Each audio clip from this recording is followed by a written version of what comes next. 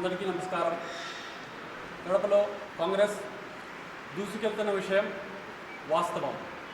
పార్టీలో భారీగా చేరికలు జరుగుతున్నాయి. దీనితో వైఎస్ఆర్సీపీ నాయకులకు వణుకు మొదలైంది. వేరే మార్గం దొరకక వీరు ధమ్కీలు మరియు అద్దడిద్దంగా ప్రెస్ మీట్ పెడుతున్నారు. ప్రెస్ మీట్లో మన గౌరవనీయులైన షర్మిలా మేడంను మరియు అఫ్జల్ ఖాన్ గారిపై నిందలు మోపుతున్నారు. నేనేం చెప్పదలుచుకున్నానంటే, వైఎస్ఆర్సీపీ నాయకులు నోరు అదుపులో పెట్టుకోవాలి. మా మేడం షర్మిలా గారి గురించి అడ్డదిడ్డంగా మాట్లాడకూడదు. మరియు ఇంకో ప్రెస్ మీట్లో అహ్మద్ బాషా గారు మా నాన్న గురించి అమ్ముడు పోయారని చెప్పి, ఖాన్ దాదా అని చెప్పి ఏమేమో మాట్లాడుతున్నారు. నోరు అదుపులో పెట్టుకోవాలని చెప్పి తెలియజేస్తున్నాను. మా నాన్న 25 సంవత్సరాలుగా ప్రజలకు సేవ చేస్తున్నారు, ప్రజలకు అండుగా నిలబడి ఉన్నారు. మీరు పార్టీ రూలింగ్లో ఉండి కడపకి ఏం చేశారు? ఏం అభివృద్ధి చేశారు? రోడ్లు పగలగొట్టడం అభివృద్ధా? ప్రజల ఇల్లులు పగలగొట్టడం అభివృద్ధా? పోయి అక్కడ చూడండి, కడప ప్రజలకి తాగునీటి లేదు, అది సరఫరా అయ్యేటట్టు చూసుకొని ముందు తరువాత బెదిరింపులు ఇవన్నీ చెప్పియండి. ఈ మధ్య వైఎస్ఆర్సీపీ క్యాండిడేట్లందరూ సిద్ధం అని చెప్పి ప్రకటన చేస్తున్నారు. దేనికి సిద్ధం అండి? దేనికి సిద్ధం? మీరు పేదలపై యుద్ధానికి సిద్ధమా? మీరు కాదండి సిద్ధం, కాంగ్రెస్ పార్టీ సిద్ధం. మీ అవినీతి రాజకీయాలను ఎదుర్కోవడానికి కాంగ్రెస్ పార్టీ సిద్ధం. మీ భూ కబ్జాలను ఎదుర్కోవడానికి కాంగ్రెస్ పార్టీ సిద్ధం. మీ బెదిరింపులకు దిట్టంగా నిలబడడానికి కాంగ్రెస్ పార్టీ సిద్ధం. కడప ప్రజల గుండెల్లో ఒకటే గర్జన నడుస్తుంది. రౌడీజం రద్దు, వైఎస్ఆర్సీపీ వద్దు. మార్పు రావాలి, కాంగ్రెస్ కావాలి, కాంగ్రెస్ రావాల్సిందే. షర్మిలా మేడం గారు ఎంపీ క్యాండిడేట్ లెక్క మరియు అఫ్జల్ ఖాన్ గారు ఎమ్మెల్యే క్యాండిడేట్ లెక్క గెలుపు తప్పనిసరిగా మనదే అవుతుంది. జై కాంగ్రెస్, జై హింద్. నమస్కారం. కాంగ్రెస్ పార్టీ కార్యకర్తలకు అందరికీ, ఈ వేసవిలో కూడా ప్రచారం చేస్తున్న ప్రతి ఒక్క కాంగ్రెస్ కార్యకర్తకి అందరికీ నా నమస్కారాలు. ముఖ్యంగా కాంగ్రెస్ పార్టీ దేశవ్యాప్తంగా పుంజుకుంటుంది అనే దానికి రాహుల్ గాంధీ గారు కష్టపడుతున్న తీరు, మోడీ గారు వణికిపోతున్న తీరు చూస్తుంటే మనం పేపర్లలో గమనిస్తూనే ఉన్నాం. మోడీ గారు ప్రతిరోజు ఏదో ఒక విధంగా కాంగ్రెస్ పార్టీని లొంగ తీసుకోవాలా, కాంగ్రెస్ పార్టీని బెదిరించాలనే ఒక విధానంలో మాట్లాడడం చూస్తుంటే మోడీ గారు నైతికంగా ఓడిపోయారు. ఆ విషయంలో ఇక్కడ చూస్తే ఇక్కడ పరిస్థితుల్లో కూడా వైసీపీ టీడీపీ వాళ్ళు కూడా కడప విషయంలోనే, కడప ఎంపీ క్యాండిడేట్ విషయంలో ఎటువంటి పరిస్థితుల్లో గెలవలేని పరిస్థితిలో షర్మిలమ్మ గారి మీద అవాకులు చెవాకులు పెంచుతూ ఎంతో ఘోరంగా మాట్లాడుతున్నారు. ముఖ్యంగా మొన్నటి వరకు కాంగ్రెస్ పార్టీలో ఉంటూ కాంగ్రెస్ పార్టీ ఎన్నో పదవులు అలంకరించిన నజీర్ అన్న గారు కానీ, బండి చక్రయ్య అన్న గారు కానీ ఈ మధ్యనే వైసీపీలో చేరి షర్మిలమ్మ గారి గురించి మాట్లాడడం నిజంగా హాస్యాస్పదంగా ఉంది. ఎందుకంటే కాంగ్రెస్ పార్టీ వారికి ఎన్నో పదవులు అందించింది. నజీర్ అన్న గారికి అయితే రాష్ట్ర ఉపాధ్యక్షుడిగా ఉన్నాడు. అలాగే ఎమ్మెల్యే క్యాండిడేట్గా 2019లో కాంగ్రెస్ పార్టీ నుంచి కంటెస్ట్ చేశారు. ముఖ్యంగా అన్నిటికంటే ముఖ్యంగా మేనిఫెస్టో చైర్మన్గా, మేనిఫెస్టో కమిటీలో ఒక మెంబర్గా ఆయనను నియమించింది. మేనిఫెస్టో కమిటీలో, ఒక రాష్ట్రానికి మేనిఫెస్టో తయారు చేసే కమిటీలో ఆయనకు అంత హోదా కల్పించినా కూడా పార్టీ టికెట్లు అనేది కొన్నిసార్లు కొందరికి వస్తాయి, కొందరికి ఎటువంటి పరిస్థితుల్లో ఒక్కరు నిలబడగలుగుతారు. ఒక టికెట్కి ఒక మనిషి నిలబడగలుగుతారు, కానీ 5-6 మంది నిలబడేదానికి ఉండదు. కాబట్టి టికెట్ కేటాయించకపోయేసరికి వెంటనే పార్టీ మారి, సరే పార్టీ నీకు నచ్చలేదు, పార్టీ మారినంత వరకు కూడా మేమేం అభ్యంతరం తెలపడం లేదు. మారిన వెంటనే 10 రోజుల ముందు షర్మిలమ్మ గారిని నువ్వు గొప్ప దేవతవమ్మ, నీలాంటి నాయకురాలు కాంగ్రెస్ పార్టీలో లేక ఇన్నాళ్ళు కాంగ్రెస్ పార్టీ లేదని పొగిడిన నజీర్ అహ్మద్ గారికి 10 రోజుల తర్వాతనే వెంటనే షర్మిలమ్మ గారు నచ్చకపోవడం, షర్మిలమ్మ గారి గురించి పార్టీ టికెట్లు అమ్ముకున్నారు షర్మిలమ్మ గారిని మాట్లాడడం నిజంగా చాలా బాధాకరం. షర్మిలమ్మ గారు వచ్చిన తర్వాత కాంగ్రెస్ పార్టీ జవసత్వాలు పుంజుకున్నాయి, కాంగ్రెస్ పార్టీ బలం పుంజుకుంది. రాష్ట్రంలో ఎక్కడ పోయినా కాంగ్రెస్ గురించి మాట్లాడే వాళ్ళు ఎక్కువైపోయారు. ఎంపీ పరిధిలో చూస్తే ఎవరు కూడా కాంగ్రెస్ పార్టీని గెలిపించుకుంటే షర్మిలమ్మ గారు రాష్ట్రానికి ప్రత్యేక హోదా తెస్తారు, కడపకు స్టీల్ ఫ్యాక్టరీ తెస్తారు అని ప్రతి ఒక్కరి నోట ఈ మాటలు వినిపిస్తున్నాయి.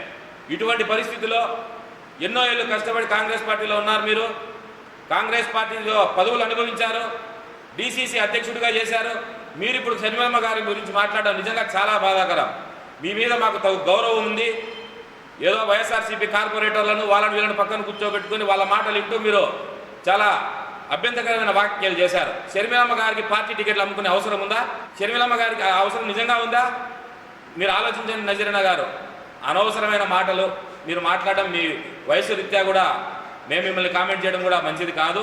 మీ మీద మాకు గౌరవం ఉంది. ఇంకోసారి మీరు మాట్లాడే ముందు మీ పార్టీ విధి విధానాలు మాట్లాడండి. మా పార్టీ విధి విధానాలు మేము మాట్లాడతాము. మీ తప్పులు మీరు చెప్పండి, మా తప్పులు మీరు చెప్పండి, మీ తప్పులు మేము చెప్తాం. అంతేగాని షర్మిలమ్మ గారి గురించి ఇంకోసారి మాట్లాడితే మీకు తగిన రీతిలో బుద్ధి చెప్పేదానికి మేము రెడీగా ఉంటాము.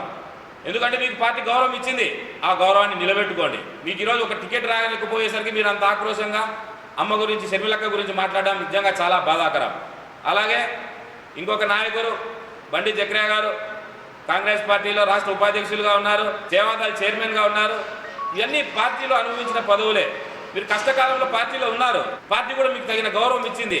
అంతేగాని ఇప్పుడు మీకు పార్టీలో టికెట్ రాకపోయేసరికి బ్రదర్ అనిల్ మీరు క్రిస్టియన్నా, మీరు బ్రాహ్మణుడా, ఇవన్నీ ఎందుకు మాట్లాడుతున్నారు? ఇన్ని రోజులు మీకు ఇవన్నీ గుర్తు రాలేదా? పార్టీలో ఉన్నప్పుడు, పార్టీలో ఎమ్మెల్యే టికెట్లకు అప్లై చేసినప్పుడు మీకు ఇవన్నీ గుర్తు రాలేదా? ఇప్పుడు మీకు రాకపోయేసరికి ఇంత ఆక్రోశం వెళ్ళగక్కాల్సిన అవసరం ఉందా?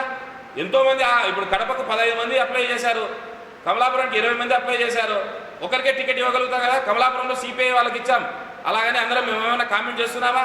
పార్టీ విధి విధానాలకు కట్టుబడి పార్టీ కోసం కష్టపడేదే కాంగ్రెస్ నిజమైన కార్యకర్తలకు ఉద్దేశం.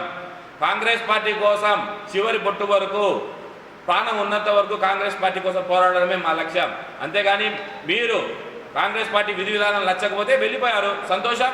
మేము దాని గురించి కూడా మీ నచ్చిన పార్టీలో మీరు వెళ్ళారు, మీ యొక్క రీతిలో మీరు ముందుకెళ్ళండి, మీ భవిష్యత్తు కూడా బాగుంటుంది, వెళ్ళండి, దాని గురించి కాదు. కానీ కాంగ్రెస్ పార్టీ గురించి మాట్లాడేటప్పుడు మాత్రం మీరు ఆలోచించి మాట్లాడండి. కాంగ్రెస్ పార్టీ రాష్ట్రాన్ని విభజించిందని మాట్లాడుతున్నారు. మరి విభజించినప్పుడు మీరు ఈ పార్టీలోనే ఉన్నారు కదా? విభజించినప్పుడు మిగతా పార్టీలు కూడా పార్లమెంట్లో సంతకాలు పెట్టి ఇచ్చారు కదా? ఆ రోజు వాళ్ళందరి విధి విధానాలు మీకు నచ్చినప్పుడు ఈరోజు వాళ్ళ విధి విధానాలు ఏ విధంగా నచ్చాయి మీకు? ఇన్ని రోజులు వైఎస్ఆర్సీపీని, టీడీపీని ఏకిపారేశారు మీరు ఇరువురు. మరి ఈరోజు మీకు వైఎస్ఆర్సీపీలో ఏం నచ్చిందని వెళ్ళిపోయి అక్కడ పోయి మమ్మల్ని కామెంట్ చేస్తున్నారు. వైఎస్ఆర్సీపీ నాయకులకు మొన్న రోడ్ షోలో కూడా మీరు మాట్లాడారు. అంజద్ బాషా ఒక దొంగ అని మాట్లాడారు, అంజద్ బాషా ఒక కబ్జాకోరుడు అని మాట్లాడారు. మరి ఇప్పుడు అంజద్ బాషా గొప్పోడైపోయాడా? జగన్మోహన్ రెడ్డి రాష్ట్రంలో రాష్ట్రాన్ని మొత్తం నాశనం చేశాడు. జగన్ రెడ్డి కాదు ఇతను జలగరెడ్డి అని నువ్వు కామెంట్ చేశావు నజీర్ అన్న. మరి ఈరోజు జగన్ రెడ్డి నీకు దేవుడయ్యాడా? ఆయన ఒకసారి కండువాయేస్తేనే ఆయన మహాత్ముడు అవుతాడా? మరి ఇవన్నీ ఆలోచించకుండా మీ వయసు రీత్యా మీరు ఎంతో ఉత్తమంగా ఉండాలి తప్ప ఈ విధంగా చిన్న చిన్న మాటలు, అవాకులు చెవాకులు పేలితే మాత్రం మేము సహించేది ఉండదు. ఇంకా వైసీపీ కార్పొరేటర్ల గురించి అంటే మేము ఎక్కువ మాట్లాడాల్సిన అవసరం లేదు. వాళ్ళ విషయాలని మాకు అందరికీ తెలుసు, ప్రజలందరూ కూడా గమనిస్తున్నారు. ముందు ఆ వైసీపీ కార్పొరేటర్ ఒక ఆయన రాష్ట్ర విభజన గురించి, రాష్ట్రంలో జరిగే పెద్ద పెద్ద మాటలు కాంగ్రెస్ పార్టీ నాశనం చేసిందంట, రాష్ట్రాన్ని ఇలా మాట్లాడతాడు. మరి నువ్వు మీ అంజద్ బాషా గారు 2009లో కాంగ్రెస్ పార్టీ నుంచే కార్పొరేటర్గా ఎన్నికైనాడు ఆయన, అది గుర్తుపెట్టుకో ఫస్ట్. మీ జగన్మోహన్ రెడ్డి 2009లో కాంగ్రెస్ పార్టీ నుంచి ఎంపీ అయ్యారు. మీరు కాంగ్రెస్ పార్టీ గురించి మాట్లాడే ఏ ఒక్క మనిషికి కూడా అర్హత లేదు. కాంగ్రెస్ పార్టీ 135 ఏళ్ల చరిత్ర గల పార్టీ. ఆ పార్టీ గురించి మాట్లాడాల్సిన అవసరం మీ అందరికీ లేదు, ఆ ఒక్క సత్తా కూడా మీకు ఎవరికి లేదు. గుర్తుపెట్టుకోండి, రాబోయేది కాంగ్రెస్ పార్టీ కాలం. 2029లో షర్మిలమ్మ గారు కాంగ్రెస్ పార్టీ నుంచి ముఖ్యమంత్రి అయి తీరుతారు. ఈ ఎలక్షన్లో ఖచ్చితంగా ఎంపీగా నెగ్గి కాంగ్రెస్ పార్టీ తరఫున ప్రత్యేక హోదా, అలాగే రాష్ట్రానికి ప్రత్యేక హోదా చేస్తారు. జిల్లాకి స్టీల్ ఫ్యాక్టరీ కూడా పార్లమెంట్లో ప్రతిపాదన పెట్టి తేగలిగే సత్తా ఒక్క షర్మిలమ్మ గారికే ఉంది. ఇంకోసారి చెప్తున్నాను, వైసీపీ నాయకులు కానీ, టీడీపీకి నాయకులు కానీ కాంగ్రెస్ పార్టీని విమర్శించాల్సిన అవసరం లేదు. మీరు ఇరువురు బీజేపీకి తొత్తులు. మీ గురించి దేశమంతా తెలిసిపోయింది, బీజేపీ అంటే బాబు, జగన్, పవన్ అని. కాబట్టి మీరు మా గురించి మాట్లాడదండి. మీరు బీజేపీతో ఎందుకు పొత్తు పెట్టుకోవాల్సి వచ్చిందో టీడీపీ వాళ్ళు చెప్పాలా? అనైతికమైన పొత్తు పెట్టుకొని 5 ఏళ్ళు వాళ్ళు ఏ బిల్లు పెడితే ఆ బిల్లు వాళ్ళ దగ్గర మోకరిల్లిన జగన్మోహన్ రెడ్డి గారి పార్టీ చెప్పాలా? అవన్నీ మాట్లాడకుండా ముస్లింలకు ఏదైనా చేయగలిగే పార్టీ ఏదైనా ఉందంటే అది కాంగ్రెస్ పార్టీ. మరి నజీర్ అన్న గారు ఒక ముస్లిం అయ్యండి కూడా కాంగ్రెస్ పార్టీ చేసే మేలును మర్చిపోయి బీజేపీకి తొత్తుగా ఉన్న ఒక వైసీపీ పార్టీతో పోవడం. ఇంకొక ఆయన ఎస్సీలకు ఆ రోజు మణిపూర్లో కొన్ని 100 మందిని చంపిన ఆ పార్టీ బీజేపీ పార్టీ. మరి వారితో తిరిగి ఈయన జక్రియా గారు పోయి ఇప్పుడు క్రైస్తవులకు జరిగిన నష్టాల గురించి మాట్లాడడం నిజంగా చాలా బాధాకరం. లాస్ట్గా మీకు ఒకటే చెప్తున్నాను, పార్టీ నుంచి మీరు వీడి వెళ్ళిపోయారు, దాని గురించి మేమేం కామెంట్ చేయలేదు. షర్మిలమ్మ గారి గురించి ఇంకొకసారి ఏదైనా మాట్లాడితే మాత్రం ఖబర్దార్, జాగ్రత్త.